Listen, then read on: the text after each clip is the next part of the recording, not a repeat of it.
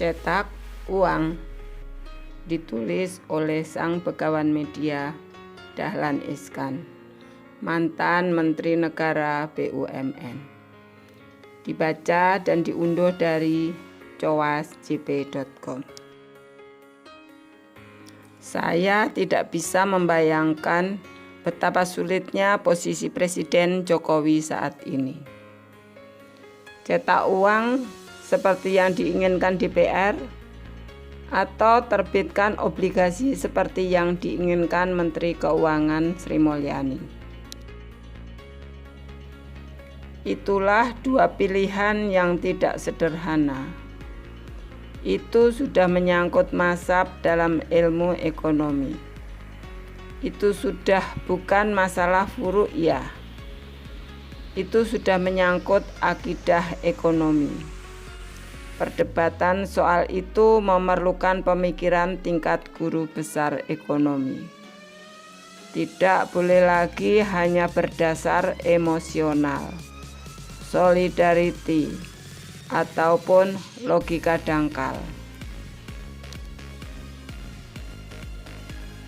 Kelihatannya Presiden Jokowi membiarkan dulu perdebatan antara dua kubu itu. Tapi di ujungnya nanti Presiden pasti akan membuat putusan untuk mengatasi krisis ekonomi pasca COVID-19 ini.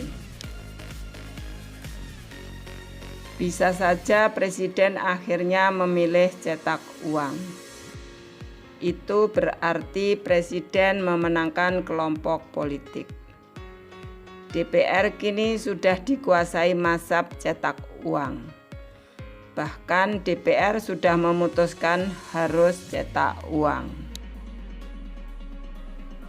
Tekanan politik akan sangat kuat untuk itu. Bisa juga Presiden memutuskan pilih mengeluarkan obligasi. Lebih baik menambah utang. Berarti memenangkan kelompok teknokrat ekonomi yang di dalamnya dikomandani oleh Menteri Keuangan Sri Mulyani dan Gubernur Bank Indonesia Peri Warjio. Pilihan yang manapun tidak masalah, sepanjang pihak yang dikalahkan tidak bereaksi negatif. Maka Presiden akan menghitung dengan cermat reaksi negatif itu. Kalau Presiden memilih obligasi atau utang, berarti Presiden memenangkan mazhab teknokrat, alias mengalahkan mazhab politik. Akankah itu ada risiko politik yang sampai membuat koalisi ambyar, yang membuat bojo anyar seperti Golkar ngambek? Sebaliknya, kalau Presiden memilih memutuskan cetak uang, berarti memenangkan kelompok politik. Teknokrat dikalahkan. Adakah risikonya? Bisa jadi kepercayaan dunia atas Indonesia merosot. Bahkan bisa saja Menteri Keuangan memilih berhenti. Rasanya teknokrat sekelas Sri Mulyani tidak akan mau mempertaruhkan reputasinya. Dia tidak akan mau menerima ide seperti cetak uang. Baginya itu sudah seperti murtad. Cetak uang tidak ada dalam rukun iman mazhab ilmu ekonomi yang dianutnya. Jangan-jangan Presiden akhirnya memutuskan memilih jalan aman, yakni pilihan nomor 3, tidak memutuskan apa-apa. Tidak memutuskan apa-apa berarti tidak berbuat apa-apa.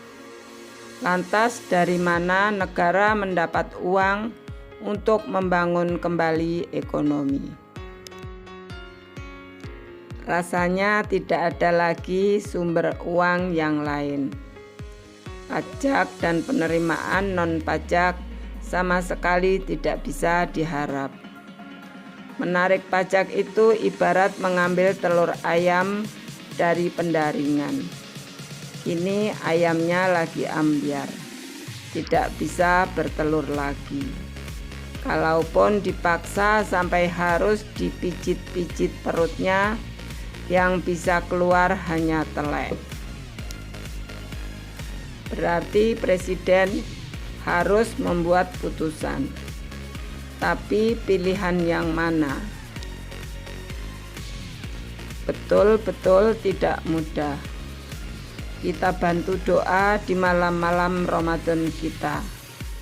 Saya pun rela mencari Lailatul Qadar di sepertiga terakhir bulan puasa ini untuk dipersembahkan demi kekuatan batin presiden. Kini presiden harus memutuskan dua perkara besar sekaligus. Pertama, bagaimana bisa memadamkan kebakaran di negara ini. Kedua, bagaimana membangun negara di atas reruntuhan kebakaran itu. Saya ikuti terus pergulatan dua mazhab itu dari jauh. Begitu keras perseteruan antar dua mazhab itu di puncak kekuasaan republik ini. Untung publik tidak banyak tahu dan sebaiknya tidak usah tahu. Publik juga akan lelah kalau harus mengikuti pergulatan kelas profesor itu. Di edisi besok, Disway akan mengiktisarkan pergulatan itu dengan syarat pembaca tidak boleh emosi. Cebong dan kampret tidak boleh ikut berkomentar. Ini persoalan yang tidak bisa diselesaikan dengan emosi dan perasaan. Saya jadi ingat perdebatan antar calon presiden Amerika 2 periode lalu. Dua-duanya tidak perlu diragukan kehebatannya, kepintarannya, dan nama besarnya. Yang manapun yang terpilih tidak akan salah. Karena itu rakyat diminta memperhatikan di antara dua pilihan yang sama-sama hebat itu. Siapa yang akan lebih siap kalau ada telepon berdering pukul 3 pagi. Terima kasih sudah mendengarkan Disway hari ini. Semoga bermanfaat dan menginspirasi. Jangan lupa subscribe, klik lonceng, komen, like, dan share. Sampai jumpa di Disway berikutnya.